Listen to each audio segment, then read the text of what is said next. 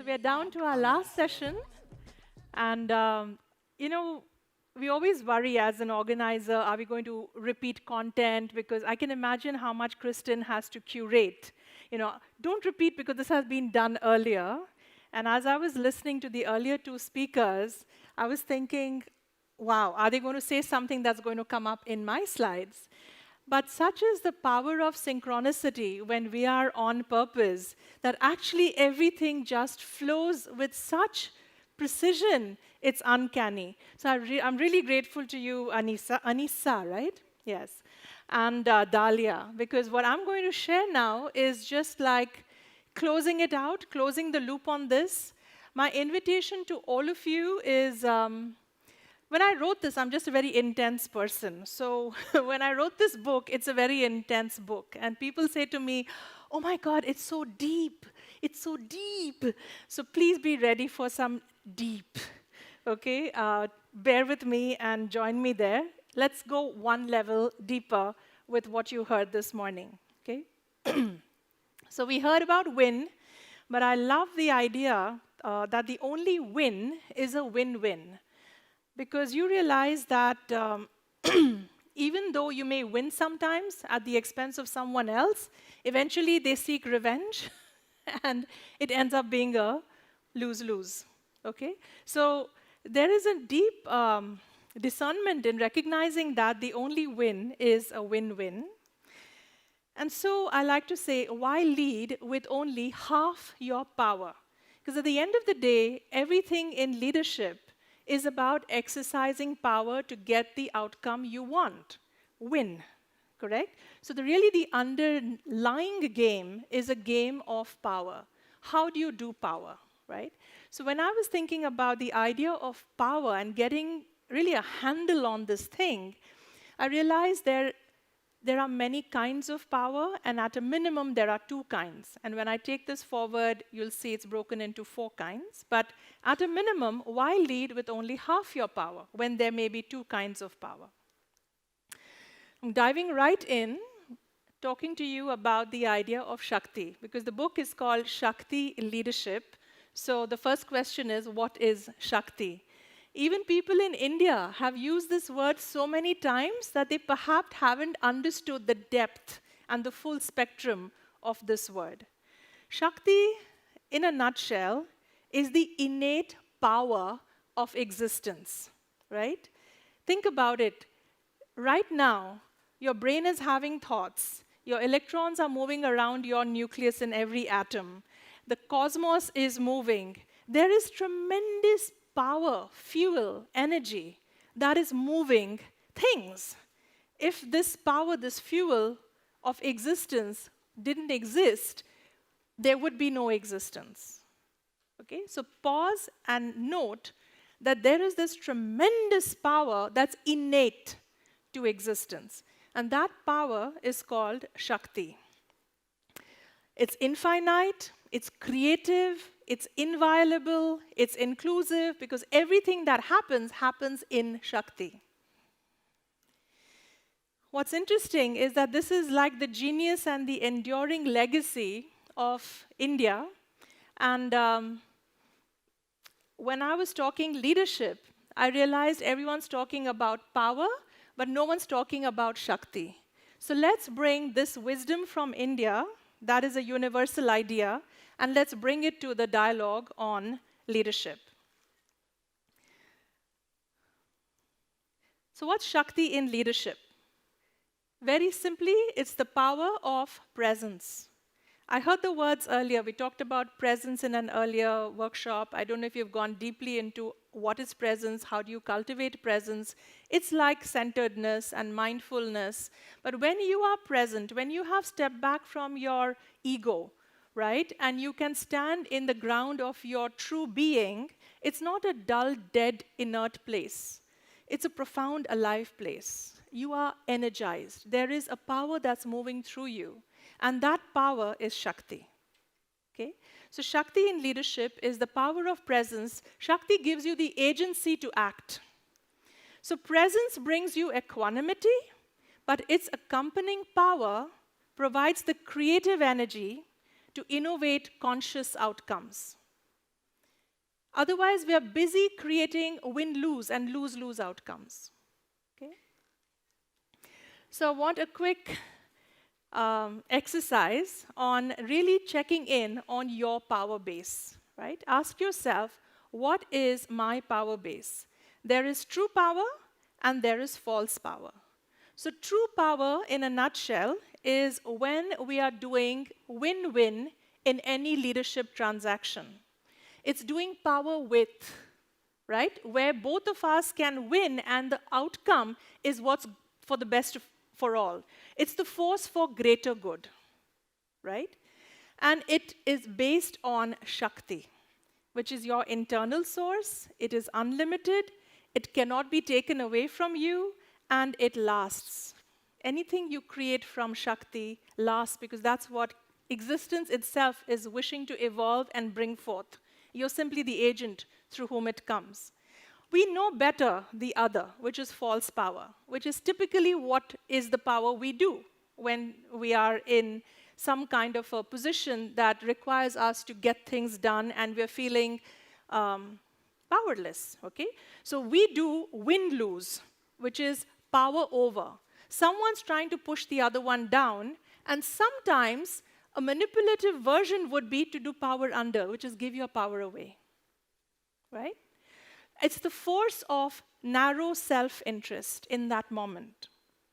And most often, we exercise a power which comes from privilege, right? That is why everyone wants to be CEO.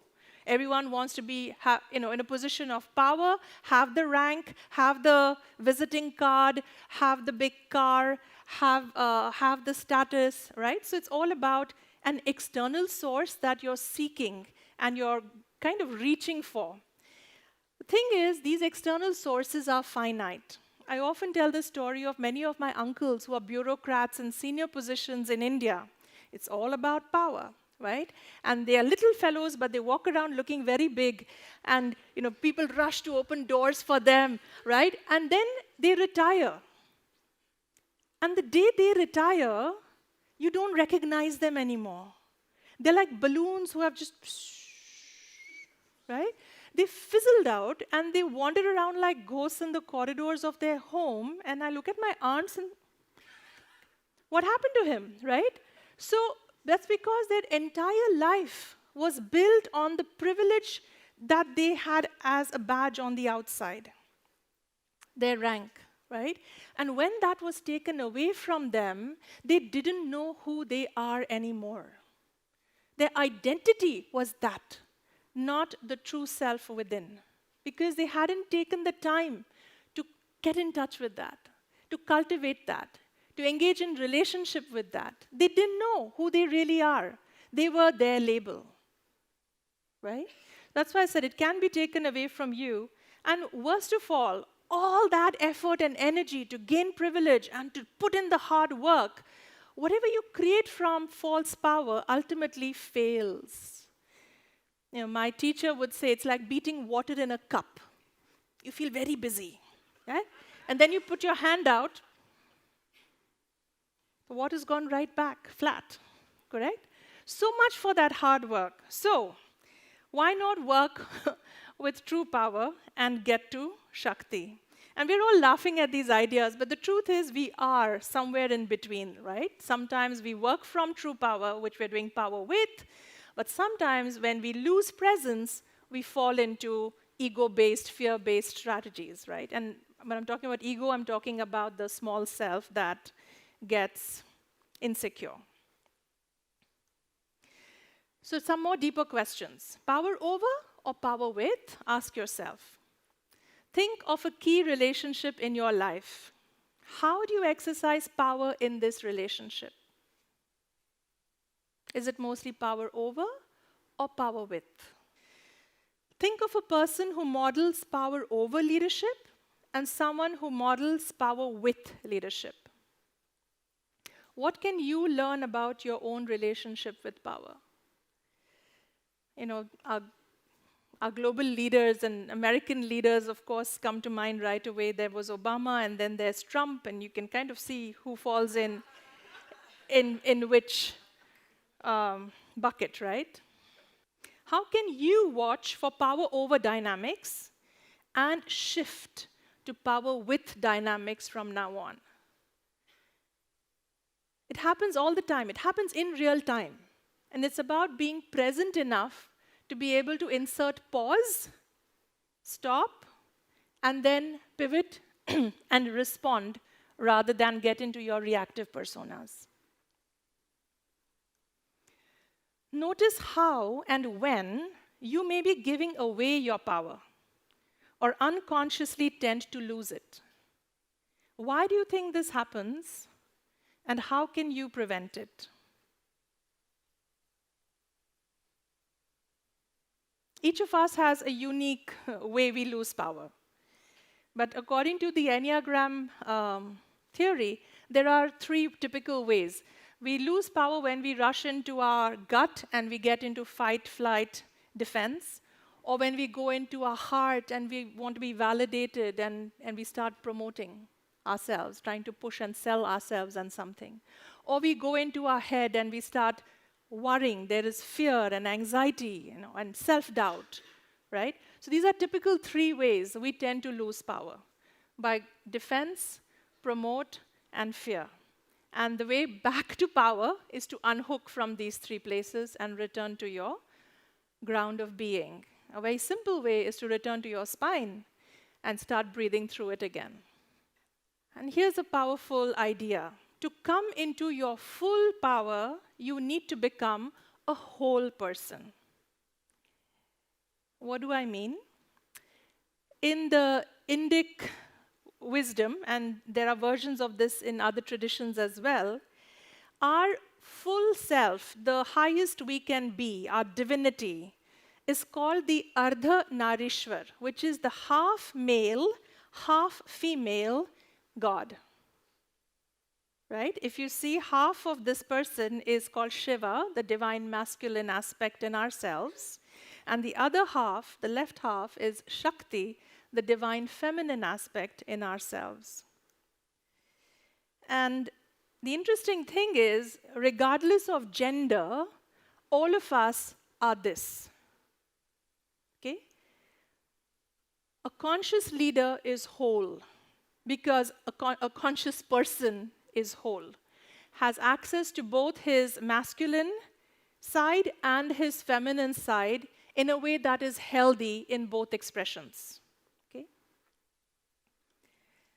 And as we are growing older, this is in a way what we are growing towards anyway. I often joke, Father Lancy Pereira, who's my dear mentor, Jesuit priest, and he says, Nilima, but it's true. Look, it's not just psychological wholeness. It also happens physiologically.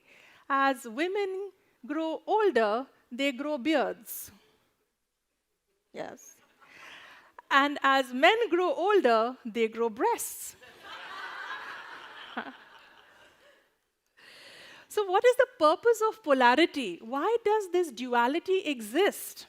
And a brilliant way to remember this is that of a horseshoe magnet. If that horseshoe magnet did not exist with a North Pole and a South Pole, the space between it would be an inert space, correct?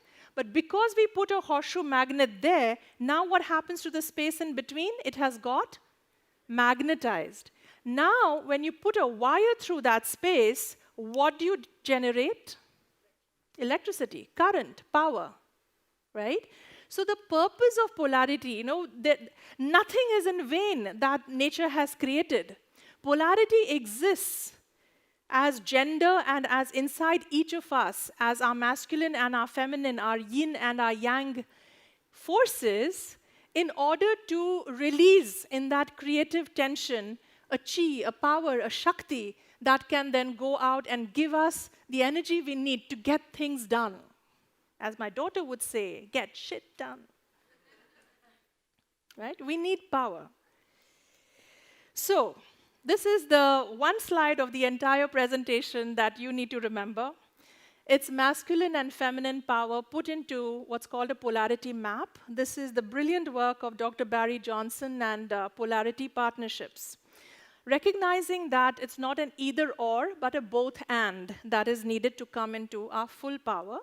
So what we don't want is to block your Shakti. What you want is to release your full power. And for that, you need to leverage the best of your feminine and the best of your masculine power traits. What are these power traits? There is a positive to both, and there is a negative to both. So positive power traits would be empathy, gentleness, inclusion, nurturing, openness, creativity, variety and flavor. It's called rasa, right? We love the juice of life, and that's feminine. Trust, vulnerability, harmony. These are beautiful, necessary power traits. They give you agency, okay? And they're needed in leadership. When the feminist movement is trying to really, speak for the feminine, unfortunately, some of the movement is looking down on the masculine and calling it all wrong and all bad. But they are looking at what's the unhealthy masculine, which is aggressive, cruel, mechanical, arrogant, insensitive, violent, power-hungry, spiritually empty. Now, these are words I haven't written. I just put it out there to a group like you, and they gave back these words. Okay? So it's not a complete set. You can keep adding or subtracting as you will and wish. Okay? Now, when people call this out as unhealthy masculine, they don't realize that actually there is an unhealthy feminine as well. Okay? When you do one to the neglect of the other, you fall below the line and get the worst of that as well. Okay? So what is the unhealthy feminine? Take a deep breath, ladies. Smothering, sentimental, needy, dependent, exploited, unfocused, irrational, weak, and manipulative. We've all been here, right? And let us please remember, not just the good men in the room, but all the good masculine in ourselves that has got us here today. There is the healthy masculine, okay? Let's not diss that. In fact, we cannot do without one or the other. So the healthy masculine, what are the power traits? Clarity, assertiveness, focus, direction, order, discipline, structure, discernment, strength, convergence, getting the job done, getting to action, right? How do you work with this grid for yourselves? What is the secret sauce? The secret is to never fall below the line, okay? You've got to learn how to breathe like an inhale and exhale between the best of your feminine and the best of your masculine.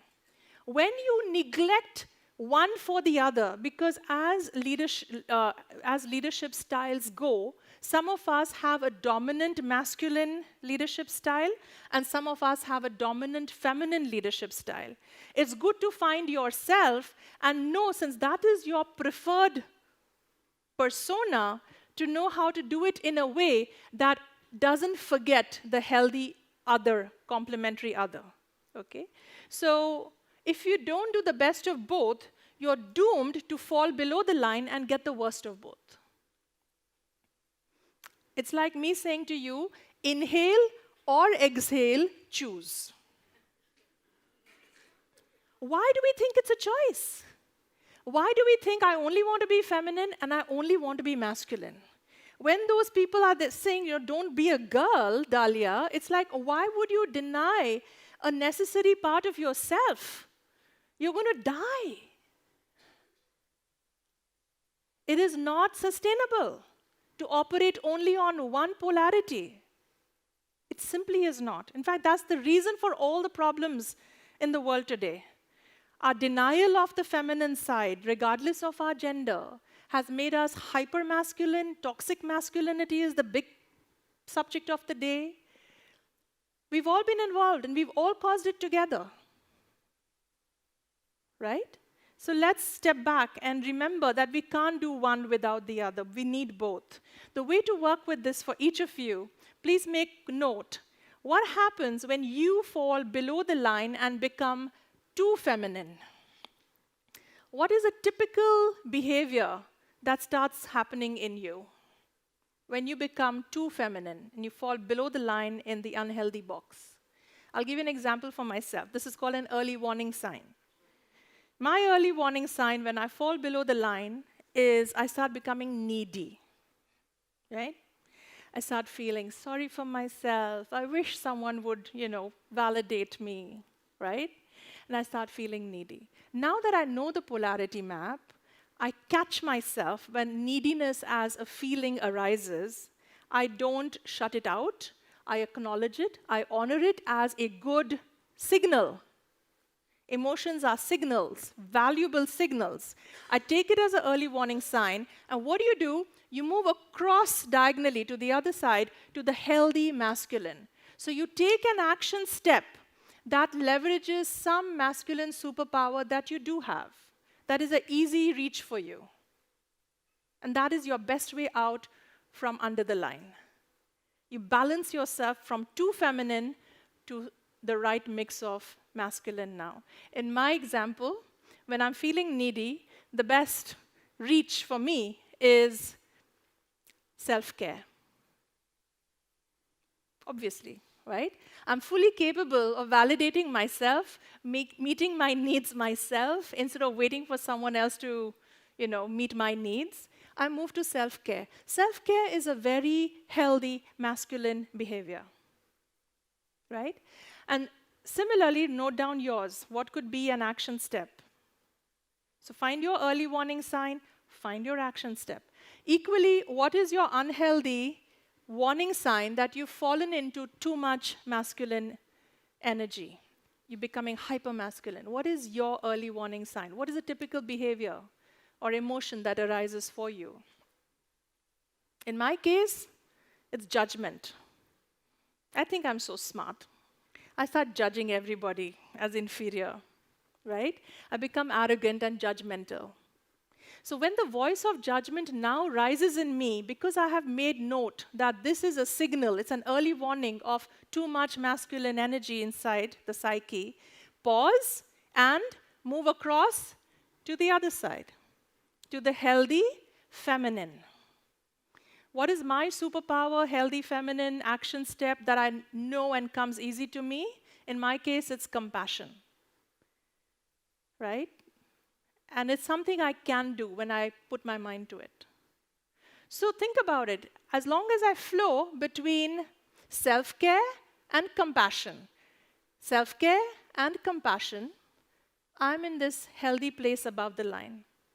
And when I forget the balance of self-care and compassion, care for self and compassion for others, when I forget that balance, it's easy. I fall below the line and my early warning signs right there, okay?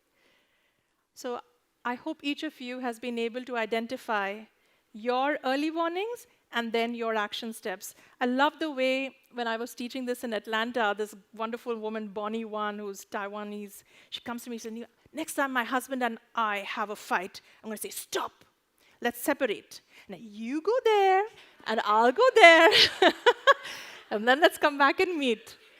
And this is so true. This map can save your marriage, your relationship. I promise you. Okay, go and share this at home with all your significant others. All right, moving on. So where we get to is called the inner wedding, the dance of love and power, where your heartful man gets married to your mindful woman, right?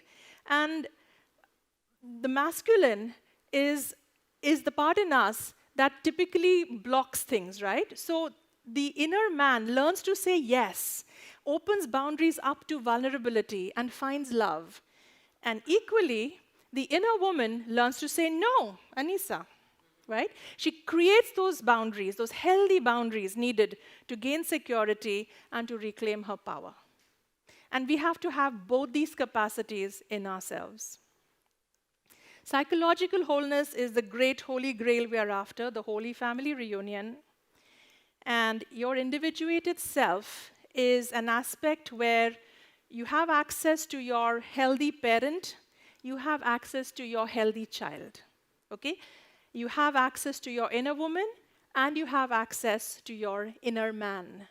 And in a nutshell, if there's one line you remember from this entire talk, let it be the wise fool of tough love. The wise is your inner parent. The fool is your inner child. Please remember to lighten up, keep that sense of wonder, laugh, play. It's medicine. We need our child. Okay? Tough with love. Okay? Tough is the inner man. Love is the inner woman. Any leadership moment you're going to encounter will need one of these four and nothing else. This comes from Jungian psychology and archetypal psychology, that there are basically four core archetypes. Any situation will be met with one of these four. And if the situation isn't giving you the response you need and want, stop, reflect. Am I using the wrong archetype? Should I be doing fool when I'm being too wise? Should I be doing love when I'm being too tough? Okay? Very simply, one of these four is the master key for any leadership situation. The journey through the 5 elements of Shakti leadership, and in a way, this is the book launch of Shakti leadership in Singapore for the first time. And so I just thought I'll walk you quickly through. The model is the journey through the 5 elements of Shakti leadership. First, cultivate presence, your master key, without which nothing else happens. From there, you come into Shakti, your true power. Then you can gain psychological wholeness. And then you gain flexibility. It's about knowing when to be wise, when to be foolish, when to be tough, when to be love. And bringing all that together to find your purpose and to live a life that's on purpose, to be congruent with who you are. The leader you are is the person you are. So that's congruence. We put a circle around this for the heroic journey, the work of Joseph Campbell and then Maureen Murdoch, that men and women journey differently to come into their wholeness, to come into their full power, to individuate, but the map is similar. It's just the versions are different. It's brilliant. How many of you know Joseph Campbell? Wonderful. I highly, highly recommend it. You will never be the same again. And the cycle keeps going on. We never perfect it, of course. Just when you think you've peaked one mountain, the next one awaits. But to come into any of these 5 power bases, you're going to have to make a journey. Nothing is given to you on a platter. Power never comes as a gift. You have to earn it. That's the only way you're going to be surviving. Otherwise, you haven't earned your space. In closing, exercise power mindfully. Do win-win power with, not win-lose power over. It's about masculine and feminine power, not masculine or feminine power. It's time to restore gender relations. They're deeply broken right now because of the patriarchy that both have actually contributed to causing. But it's time to restore these gender relations. It's time to become a whole man and a whole woman in order to become a whole person and a whole leader. We have a Shakti mission to create 100,000 Shakti leaders by 2030, building a global network of 100,000 Shakti stewards who collaborate to create peace, prosperity, and beauty through the exchange of multiple forms of capital. Let's rise in love together instead of falling in love and making each other less than who we are. We have a fellowship program, a 9-month program certified with the University of San Diego. Look it up on our website. We would love to have you. Women from all over the world, they go through a deep journey of self-transformation. And what then they create as their game-changing projects are just amazing. And my last slide, Shakti Leadership. That's my email ID and my co-author Raj Sisodia, who's the co-founder of the Conscious Capitalism Movement. He's a professor at Babson College. With that, thank you so much.